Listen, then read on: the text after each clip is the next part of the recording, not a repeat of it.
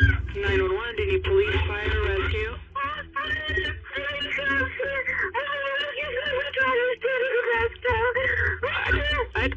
I don't understand a word you're saying. What's going on? I just saw my daughter dead in the bathtub. And when she slipped, I don't know how long she's been there.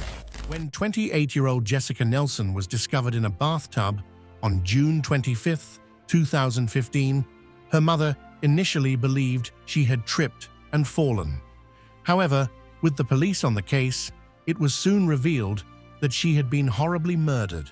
Chasing the killer proved to be a difficult task, and the case once again demonstrated that the person closest to the victim was usually the best suspect. It just makes my skin crawl that he could be so callous to be there comforting us when he did it. He's the one that caused all of the pain. What began as an average day for Jessica turned into a nightmare that no one could have predicted. But how did Jessica Nelson die in her bathtub after work? As the police attempted to answer this single question, they uncovered secrets and hidden agendas. He had his hands over my mouth, and the only thing I could think of is my daughter was across the street.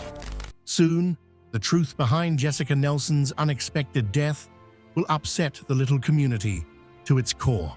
Jessica Nelson was born to Harry and Melissa Nelson on February 18, 1987, and was their first child. Her parents remembered her as a bouncy and happy baby who everyone loved.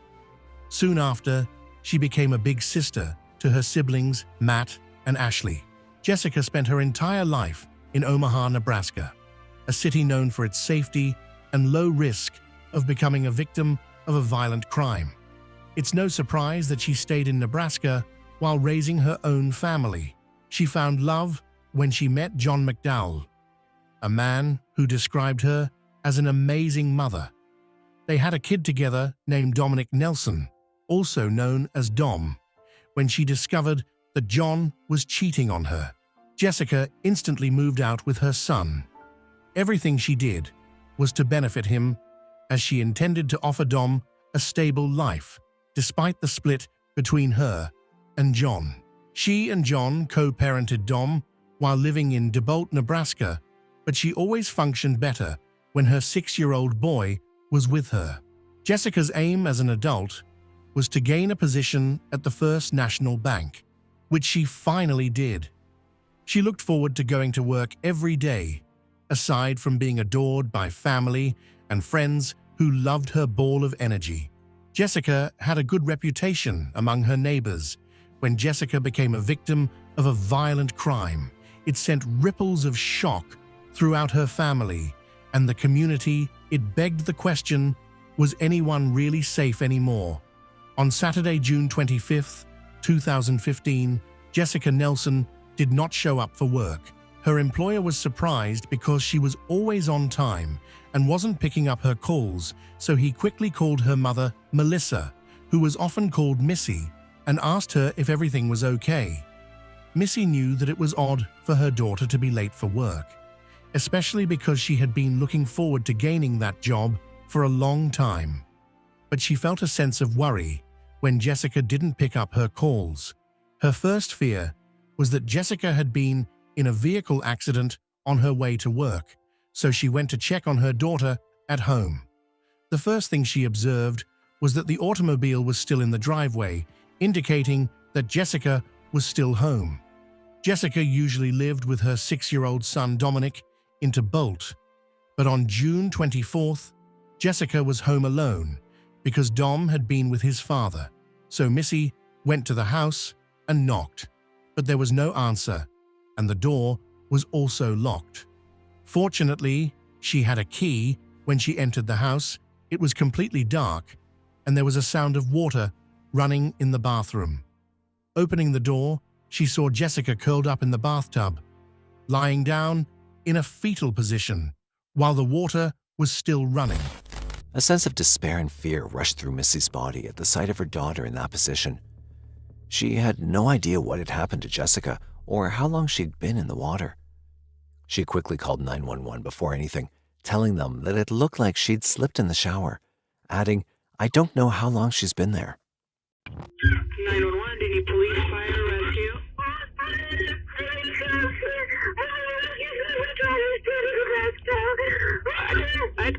I don't understand a word you're saying. What's going on? I just saw my daughter dead in the bathtub. And looked like she slipped, and I don't know how long she's been there. When Missy found Jessica, the scene was alarming. The ladder in the bathtub was partially submerged, and Jessica was unclothed, holding a cell phone charging cord. Acting quickly, her mother drained the water in a desperate attempt to help her and performed first aid. But tragically, it was too late. Jessica had already passed away. This led to a police investigation that shocked both her family and the community. The police arrived at the scene, but there were immediate questions. Had Jessica slipped and fallen in the bathtub? Upon examination, Jessica showed no obvious signs of trauma, except for a small bruise on her neck, which could have been caused by a fall. However, there was something even more disturbing. A large amount of blood was found on the couch in the living room, and Jessica's clothes were also in the bathtub, which was unusual for someone taking a bath. Law enforcement was unsure of what they were dealing with and proceeded cautiously. They collected evidence from the scene, including DNA samples from various items in the home, such as the charging cord Jessica was holding. They also took samples from other objects in the bathroom. The police found traces of blood both inside and outside the bathroom, as well as in the living room. Additionally, Jessica's right thumbnail showed signs of trauma, so samples were taken from beneath her nails. When the autopsy results came in, they confirmed the Nelson family's worst fears. Jessica had been murdered. The cause of death was strangulation by the charging cord she had been holding. Further examination revealed cuts, contusions, and bruises on her head, abdomen, and other areas, suggesting a violent assault. But there was a perplexing issue. No signs of forced entry were found, and the door was locked when Missy arrived. This chilling detail suggested that whoever was responsible for Jessica's death was likely someone she knew. In most murder investigations, those closest to the victim are typically the primary suspects. In Jessica's case, her ex-boyfriend, John McDowell, quickly became a person of interest. Jessica and John had a long history together. They had even had a son, Dom. However, their relationship ended when John was caught cheating. Despite the breakup, they attempted to co-parent peacefully, but tensions remained, especially around custody arrangements and financial disputes. The police suspected that during one of their frequent arguments, John may have killed Jessica in a moment of rage. They brought him in for questioning, but John denied any ongoing issues with Jessica. Despite his denial, the police had already gathered information from people close to Jessica that painted a different picture, one of a relationship fraught with conflict. John's dismissiveness only heightened the police's suspicion. However, John provided an alibi, and when police examined his cell phone records, they confirmed that he was indeed where he claimed to be on the night of June 24th, far from Jessica's house. With this evidence, John was ruled out as the prime suspect, leaving the investigators at a dead end. The investigation then took an unexpected turn. The police continued to dig deeper into Jessica's life, analyzing her phone records, texts, and any potential links to people who had access to her home. What they uncovered sent chills through the investigation. Disturbing text messages between Jessica and a family friend named Matthew Kidder. This discovery would lead the investigation in a direction no one had anticipated. Matthew Kidder had been a long-time family friend of the Nelsons, practically part of the family. He was best friends with Jessica's brother Matt and had grown up alongside the Nelson siblings. His father was also close to Jessica's father, Harry, whom Kidder affectionately called Uncle Harry. Given these ties, Kidder's presence in Jessica's life never seemed out of the ordinary until the police began their investigation. The text messages between Jessica and Kidder started on February 4th, 2014, initially innocent. For example, Kidder offered to shovel snow from the Nelsons' driveway. However, as time went on, the tone of Kidder's messages became more persistent and uncomfortable.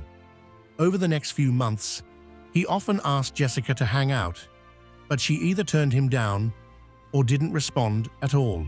On April 16, 2015, Kidder sent Jessica a text saying he needed a place to wait before running an errand and asked if he could stay at her house.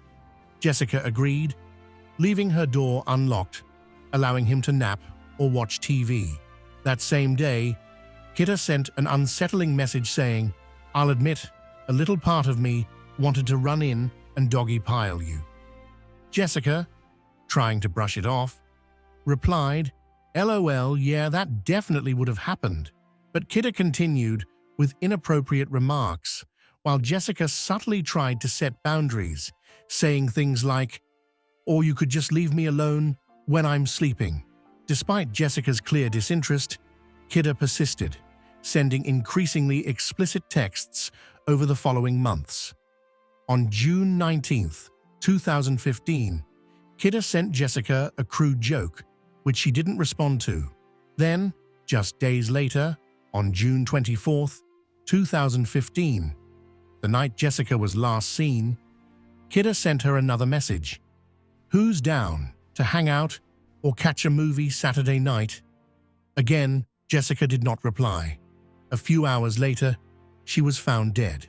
As part of their routine investigation, the police interviewed Kidder, along with other friends and family members. They noticed a cut on his hand and questioned whether it might have been caused by a struggle, possibly from Jessica defending herself. When asked, Kidder claimed the injury had happened at work on the same day Jessica was murdered. He downplayed their relationship, saying they were like siblings and that the explicit messages were just mutual teasing, though it seemed one-sided. Kidder appeared cooperative, even providing a DNA sample and giving police access to his phone.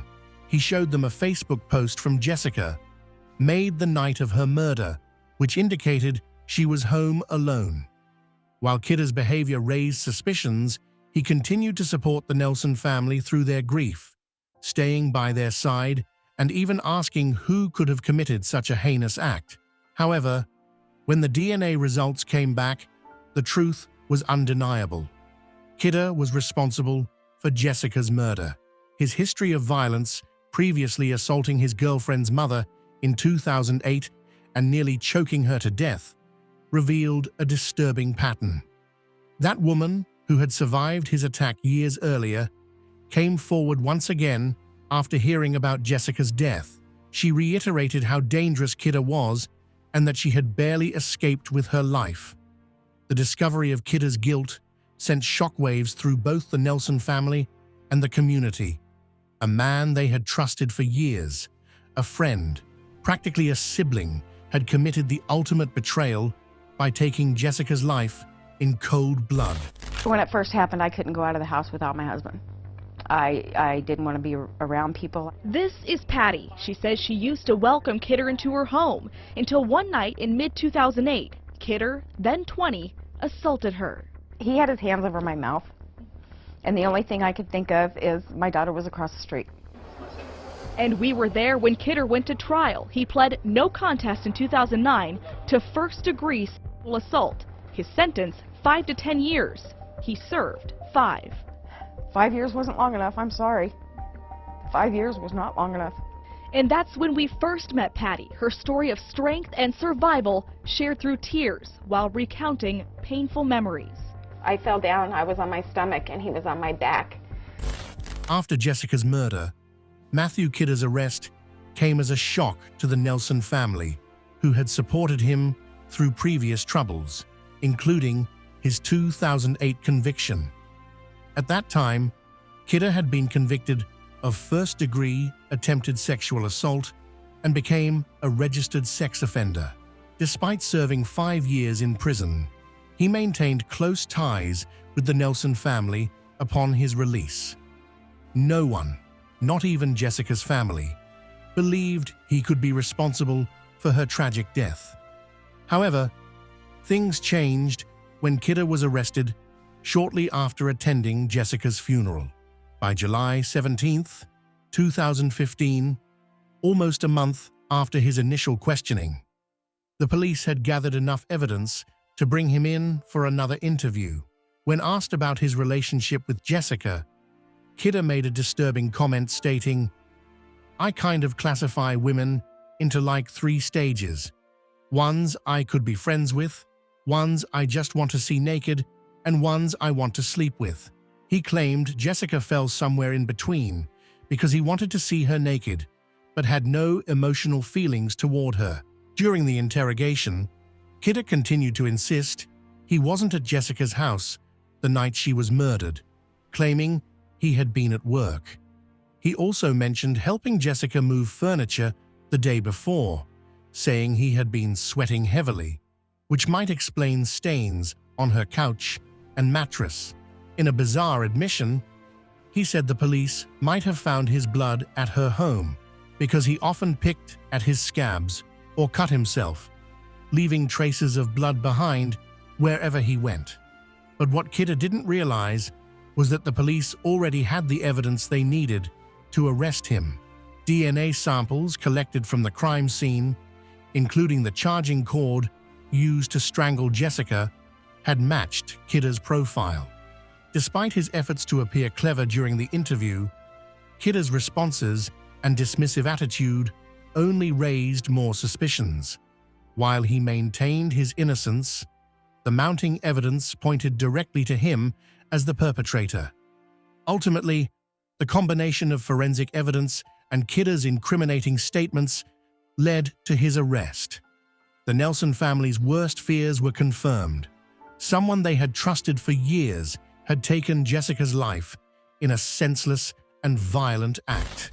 I have an overactive imagination or brain, whatever you want to call it. And my work is kind of mundane, but I mean, it keeps you busy, but allows my brain to think. Murder, like statistics, are like, it's either somebody you know, it's a random act of violence, a serial killer, blah, blah, blah. And I was trying to piece together because I can't think of anybody that would want to hurt her. Right.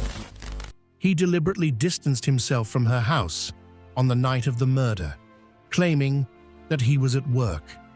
He expressed, with great empathy, that he wished he had driven by her house that night, as he might have noticed something unusual or even been able to intervene and help her. What makes everybody think there was more than one guy? Because she could kick my ass. When I left prison, I was benching 315 pounds. Okay. So, I mean, I'm a fairly strong guy. Mm-hmm. I have weaknesses. My body's pretty up. So, but, I mean, she can kick my ass. Okay. So it doesn't make sense for one person. Kidder attempted to convince the police that Jessica had been attacked by more than one person, claiming that he wasn't strong enough to fight her on his own. I'm not responsible for Jessica's death. I'm not responsible for what happened to her. I wish I was there to stop it. I wish I had known something was going on so I could have saved my friend. The only problem is what I'm worried about is you're going to destroy a family by locking up the wrong guy. Kidder went as far as telling the police that if they wrongfully arrested him, it would tear the Nelson family apart because he wasn't responsible. However, the police had substantial evidence linking him to the crime, despite his repeated denials. One key piece of evidence was the 2 DNA profiles found on the charging cord used to murder Jessica. One was hers, and the other belonged to Kidder. Additionally, Jessica's DNA was found under Kidder's right thumbnail. The police also analyzed Kidder's cell phone records, which showed that his phone was pinging off a cell tower near Jessica's home at 11:56 p.m. on June 24th, and again at 12:02 a.m. on June 25th. 30 minutes later, his phone pinged off cell towers near his own home. All of this evidence pointed directly to Kidder as the perpetrator of the brutal murder of Jessica Nelson, despite his constant protests of innocence. Following the interview, the police arrested Matthew Kidder and charged him with first-degree murder. He pleaded not guilty. During the trial, The prosecution had a wealth of evidence to present to the jury, making it clear that despite Kidder's claims of innocence, he was indeed guilty. Once Kidder was arrested and placed in prison, he made a phone call to his father, admitting to something he had lied about during his police interview. Despite having been in prison before, he seemed unaware that his calls were being recorded. During the call, Kidder told his father, "I think she fell asleep on the couch after I left, and somebody came in behind me." His father replied, "After you left? You were never there." Kidder then said, "Dad, my phone puts me there." This was an admission that he had been in her house for 20 minutes on the night she was killed. One of the most surprising moments in court came from the testimony of Randy Anderson, who had shared a cell with Kidder for 20 hours. Although Anderson had been convicted of burglary and making terrorist threats, making him seem like an unreliable witness, he knew details about the murder that hadn't been made public. Randy knew what kind of couch Jessica had, what she was wearing, how she was positioned in the bathtub, and the type of chain lock on her door. He also knew that after the murder, Kidder had washed his shoes and stuffed them with newspapers. After being established as a credible witness, Randy testified that Kidder had confessed to him about what happened that night. He said Kidder told him he'd seen Jessica's Facebook post about being home alone and decided to go to her house around midnight after work. He knocked on the side door, and Jessica let him in. Kidder then surprised Jessica by attacking her, and when she screamed, he strangled her with his hands. Jessica managed to scratch Kidder's hand with her nails. After she lost consciousness, Kidder moved her to the bedroom and removed her sweatpants. Though he never admitted to sexually assaulting her, he confessed to strangling her with a phone charging cord and placing her in the bathtub, where he ran water to wash away any DNA evidence. Another damning piece of evidence came from Kidder's internet search history. The police found searches on a pornography website for terms like forced, fucked by an intruder, and pantyhose bound. He had also downloaded a video titled Psycho Thrillers Present, Waitress Kidnapped, and similar videos were found on his laptop. Combined with the DNA evidence, cell phone records, and Kidder's prior arrests, the case against him was strong. Despite this overwhelming evidence, Kidder's lawyers maintained his innocence, arguing that he had nothing to do with Jessica's death. Kidder chose not to testify during the trial. On September 21, 2016, after just 41 minutes of deliberation, the jury found Matthew Kidder guilty of first-degree murder and an additional count for the use of a deadly weapon to commit a felony. September, it only took a jury 41 minutes to find the man responsible guilty, Matthew Kidder. Today, he learns out he won't be leaving prison anytime soon. He was sentenced to life in prison for the murder charge and an additional 50 years for using a deadly weapon to commit a felony. However, his lawyer argued that the court should reduce the 50-year sentence to 20 years. Ultimately, this did not make much difference, as he would still spend the rest of his life in prison, offering some semblance of peace to Jessica's family. Choice, I would just do it myself and end his life, because he violently took my daughter's life, and there's no place for that. There's no reason for him to have done that. Very satisfying. Like, I agree with you. He never sees the light of day. I'm good with that. On March 9th, 2018, Kidder filed an appeal against the convictions, but it didn't go as he had hoped.